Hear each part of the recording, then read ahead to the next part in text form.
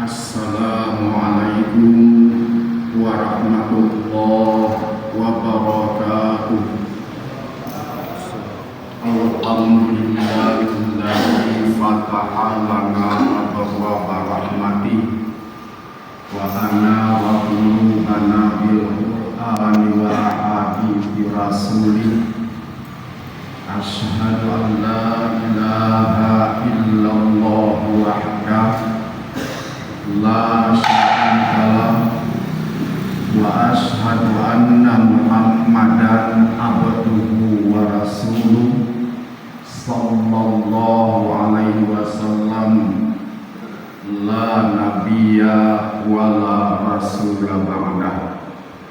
Allahumma salli ala Muhammad wa ala alihi wa ashabihi wa man wala. Segenap puja syukur senantiasa dan semata-mata kita persembahkan kepada Allah. Selanjutnya salawat salam kita mohonkan kepadanya, kiranya senantiasa dicurahkan, disampaikan kepada junjungan alam Nabi Muhammad sallallahu alaihi wasallam, kepada keluarga, para sahabat, para tabi'in, dan seluruh yang istiqamah di atas jalan atau sunnah beliau. Bapak Ibu jamaah yang dimuliakan Allah Subhanahu wa taala, sebagai mengulang kaji kembali kita sedikit membaca firman Allah yang tertera di dalam surah 33 surah Al-Ahzab ayat yang ke-21. Al-Ahzab surah 33 ayat 21, supaya kita ingat sampai di rumah Al-Quran kita buka. A'udzu billahi minasyaitonir rajim. Laqad kana lakum fi rasulillahi uswatun hasanah liman kana yarjullaha wal yawmal akhir wa dzakarallaha katsiran. Al-Ahzab 21. Terjemahan bebasnya, sungguh pada diri Rasul itu terdapat suri tauladan yang baik. Untuk apa? Untuk siapa suri tauladan yang baik itu? Liman kana yarjullaha wal yawmal akhir.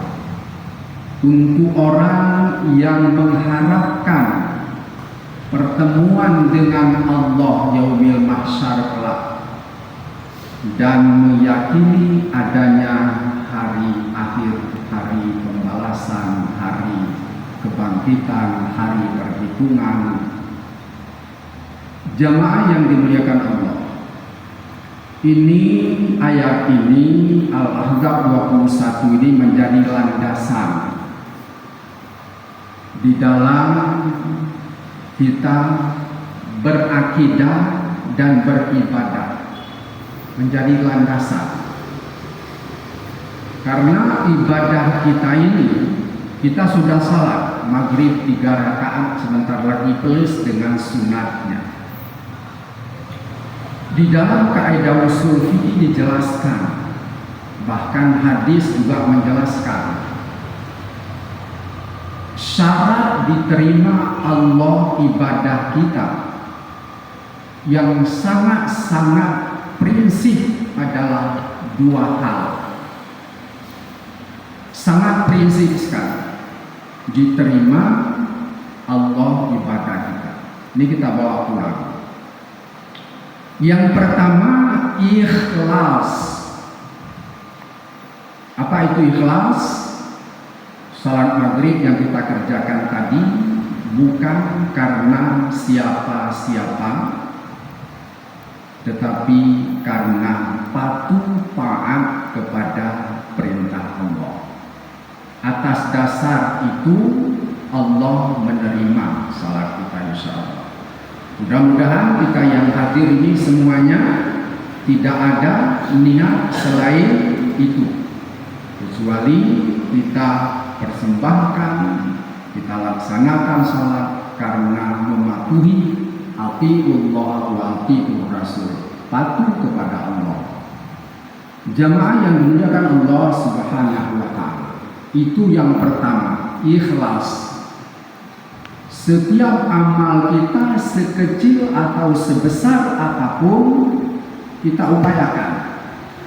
Kita masukkan uang 10.000, 15.000, 20.000, 50.000 dalam celengan yang berjalan tadi, diperjalankan tadi. Kita kasih 10.000, 20.000, 50.000, jangan terbetik di dalam hati ya, supaya dilihat orang. Ya, apalagi umpamanya dia pejabat, kalau dikasih 2.000, 5.000 rasanya kurang cocok. Tapi dikasih 50.000, 100.000 yang merah-merah itu terlintas dalam hatinya. Nah,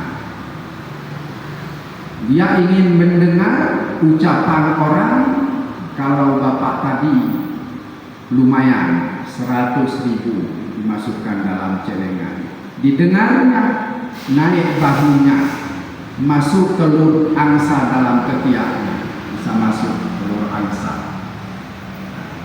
itu nol hasil, karena niatnya meraih pujian, ria, amalan ria, ingin dipuji, disanjung orang. Di akhirat tidak ada, di dunia ada, dia sudah disanjung, itulah balasannya. Sudah dijempol orang, sudah dipuji orang, didengarnya berulang kali, sudah selesai balasannya. Itu yang pertama, syarat diterima Allah ibadah kita. Dua, pertama ikhlas karena Allah. Yang kedua, syarat mutlak yang kedua untuk diterima Allah adalah ittiba'un atau ittiba'an. Apa itu ittiba'?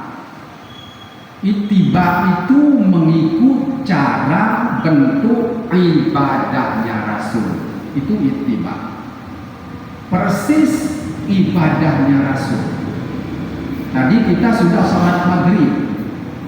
Salat itu secara garis besar dua. Fi'liyah satu. Angkat takbir fi'liyah. Taruh di dada tangan fi'liyah. Ruku fi'liyah, perbuatan. Ya, yang tidak bangkit dari ruku berdiri, perbuatan. Sujud fi'liyah, perbuatan. Duduk antara dua sujud, perbuatan. Bangkit lagi, tahiyat. Ya, itu perbuatan. Yang kedua, lafaz demi lafaz. Ketika kita angkat takbir, lafazkan Allahu Akbar. Itu lafaz. Dari situ sampai salam. Assalamualaikum, assalamualaikum, lafaz. Cara garis besar yang dua itu.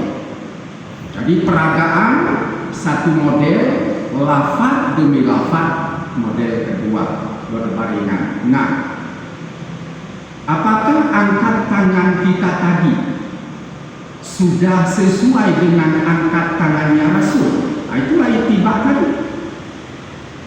Pernahkah kita dengar ya penjelasan ulama bentuk angkat tangan takbir itu, atau karena ikut-ikutan saja? Yang benar adalah merujuk kepada dalil. Rasul tidak ada lagi. Tidak mungkin kita lihat Rasul. Tidak mungkin dia bangkit kembali. Lalu dari mana kita tahu cara angkat takbir Rasul itu? 14 abad lebih yang lalu dia telah wafat.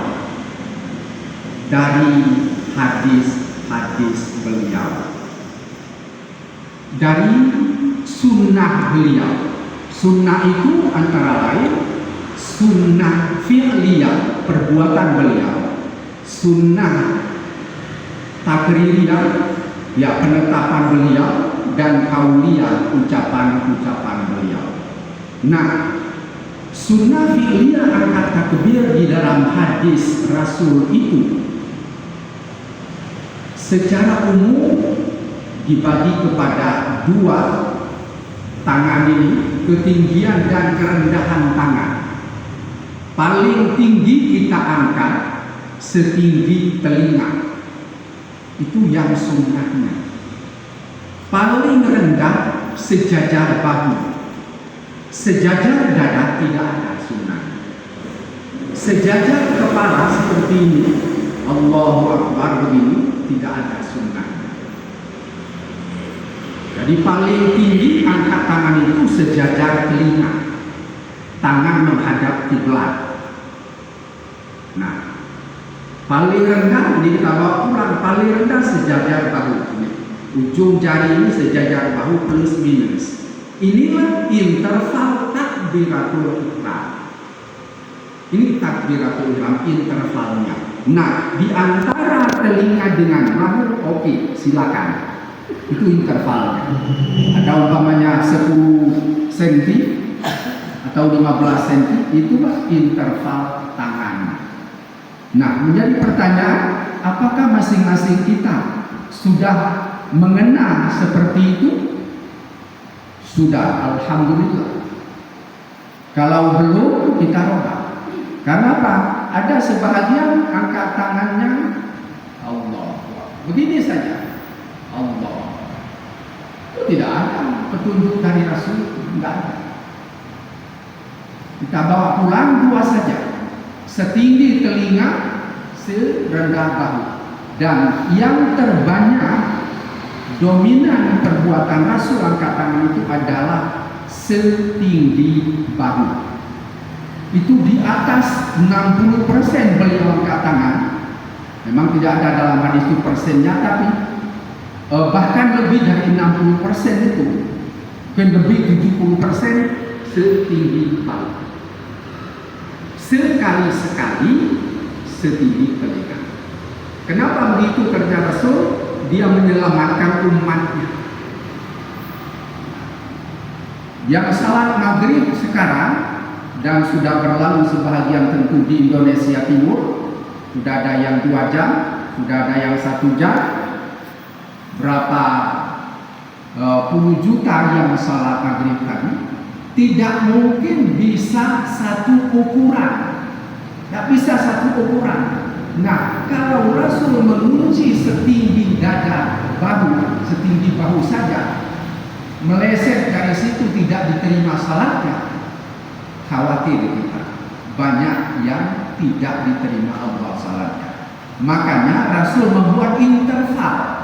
Dengan interval ini banyak yang selamat umatnya. Karena di antara telinga begini saja itu sudah dihitung.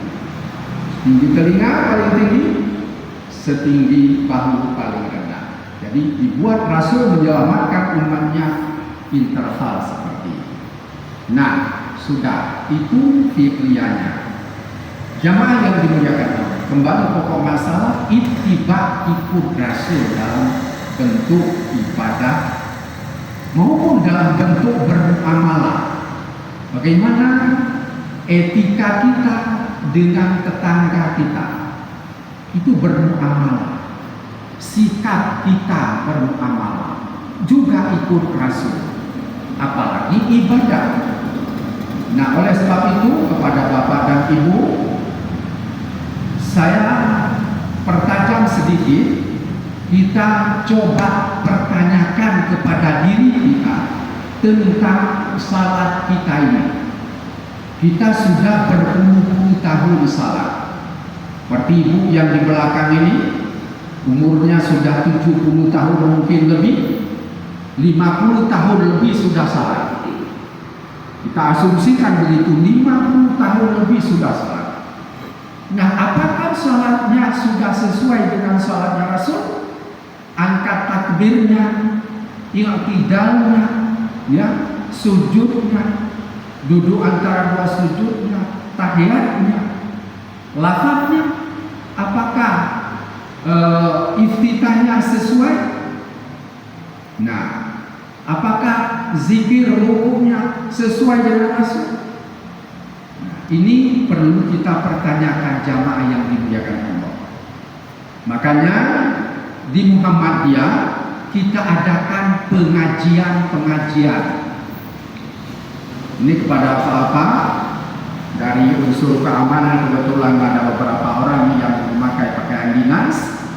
Di Muhammadiyah ini, di Masjid At-Taqwa ini, kita mengadakan pengajian umum itu pada malam Rabu, ya, malam kemarin. Nah, itu ada al-Islam, ada fikih, ada tauhid, juga termasuk ba'da salat subuh pada subuh minggu. Apa-apa silakan datang untuk mendengarkan pengajian setelah salat subuh hari Minggu. Nah, jadi itu kita isi pengajian-pengajian, dan ilmu itu sesungguhnya lewat pengajian, bukan lewat ceramah bebas. Kenapa? Ceramah bebas itu tidak bersifat tematik. Tidak bersifat tematik, tapi apa yang terkhayal oleh mubalik. Nah, tapi kalau kita mau berilmu, ikutlah pengajian. Umpamanya, pengajian di sini saya yang pegang fikih umpamanya. Kita bedah salat dulu. Bedah salat. Takbir tadi sudah. Kemudian lafaz takbir Allahu Akbar kapan kita ucapkan? Kapan kita ucapkan? Nah, ini fikih. Penjelasan dari Rasul itu ada 3 model. Pertama, standbykan tangan, baru muncul lafaz Allahu Akbar. Sampai tangan di sini habis ba. Itu satu modelnya. Dan saya lebih mengamalkan itu. Siapkan dulu tangan, standbykan. Allah. Bentuk kedua, mendahulukan takbir di atas tangan. Nah, tangan masih di sini. Allah Akbar, menyusul tangan. Bentuk kedua. Bentuk ketiga adalah sejalan antara gerakan tangan, angkat tangan, dan lafaz takbir dari mulut keluar. Namanya Allah Akbar. Tangan bergerak, mulut bergerak. 3 model ini sunnahnya. Silakan pilih di antara 3. Tapi pribadi saya lebih nyaman rasanya standbykan tangan dulu. Allah. Itu pribadi saya. 3-tiganya silakan. Mau didahulukan ucapan menyusul tangan, atau serentak antara gerakan tangan dengan lafaz yang keluar dari mulut. Silakan, 3-tiganya sunnah. Nah, inilah bentuk pengajiannya. Inilah bentuk pengajian itu. Jadi kita bisa berilmu kita. Nah, tingkat bapak-bapak ini yang sudah ikut maghrib sore hari ini, kalau memang belum ada ilmu di situ, berarti sudah ada ilmu. Alhamdulillah. Tinggal pelaksanaannya. Nah, jamaah yang dimuliakan Allah, inilah Kiai Haji Ahmad Dahlan membentuk organisasi Islam yang dinamakan dengan Muhammadiyah. Ada sebagian masyarakat kita yang katakan saja kurang paham. Dia alergi dengan Muhammadiyah. Padahal, ya, apa artinya itu Muhammadiyah? Pengikut Muhammad. Tadi laqad kana lakum fi Rasulillah uswatun hasanah. Di sana ada uswah, ada qudwah, panutan. Nah, Muhammadiyah bertambah ya dan tamarbuta di ujung dal itu Muhammad plus ya dan tamarbuta jadi Muhammadiyah itu adalah ya nisbah, artinya pengikut Muhammad. Nah, kira-kira orang Islam di dunia ini ada yang tidak pengikut Muhammad? Kan itu pertanyaannya. Ada kira-kira orang Islam yang tidak mengikut Nabi Muhammad dalam segala bentuk ibadahnya, muamalah? Tentu jawabannya dalam hati masing-masing. Kalau dia bukan pengikut Nabi Muhammad berarti bukan Islam, kan begitu. Kalau dia Islam, ya pasti dia pengikut Nabi Muhammad. Jadi kalau ada yang mengatakan Muhammadiyah itu ibadah Muhammadiyah itu sebuah kesalahan. Dia tidak paham. Seluruh umat Islam itu adalah Muhammadiyah. Tuh, yang tidak ada seperti mungkin bapak-bapak ini sebahagian kartu anggota Muhammadiyah sebagai peserta organisasi tidak ada. Buktinya mana? Ini catatan nomor baku Muhammadiyahnya di Jakarta, di pusat di sana masing-masing ada kartunya. Itu yang tidak ada. Tidak ada masalah. Tapi kalau keluar dari mulutnya, ya itu adalah Muhammadiyah, itu tidak benar. NU itu, Nahdlatul Ulama itu, ya itu Muhammadiyah. Tak bisa dia mengatakan kami NU, bukan Muhammadiyah. Organisasinya yang bukan Muhammadiyah, tapi pada hakikatnya terkait dengan akidah, terkait dengan ibadah, wajib dia Muhammadiyah. Kalau tidak pengikut Muhammad tak diterima, karena itu tadi ittiba, mengikut pola Muhammad. Nah, jadi NU apapun dia, parti apapun, semua organisasi yang dalam agama Islam ini itu adalah Muhammadiyah. Cuma tidak berorganisasi, tidak ada kartu, itu yang tidak ada. Tapi kalau keluar dari mulutnya, saya bukan Muhammadiyah, itu orang Muhammadiyah, jangan keluar itu dari mulutnya. Sesungguhnya dia sudah salah besar. Lagi-lagi saya katakan, asal dia organisasi Islam, seperti NU, seperti apalagi umpamanya, ya, itu pasti dia adalah Muhammadiyah. Yang tidak terkait dengan berorganisasi, nomor baku tercatat di pusat, kartu itu yang tidak ada. Nah, jamaah yang dimuliakan Allah Subhanahu Wa Taala, karena ini ada acara sebentar lagi di sini. Kita cukupkan sampai di sini. Namun pada jamaah, kepada kita semua, kita upayakan ibadah kita khususnya salat ini kita pertanyakan rukun 13, 14 itu rukun bukan sebenarnya bukan 13 rukun salat itu 14. Karena apa? Tidak dimasukkan oleh orang-orang dahulu pencetus awal itu satu item adalah tumakninah. Salat seperti merpati makan padi itu tidak boleh. Seperti yang dikerjakan saudara kita dalam puasa di Jawa itu. Berapa menit itu? 23 rakaat itu 7 menit. Itu tidak benar. Itu bukan kerja Rasul. Bukan kerja Rasul.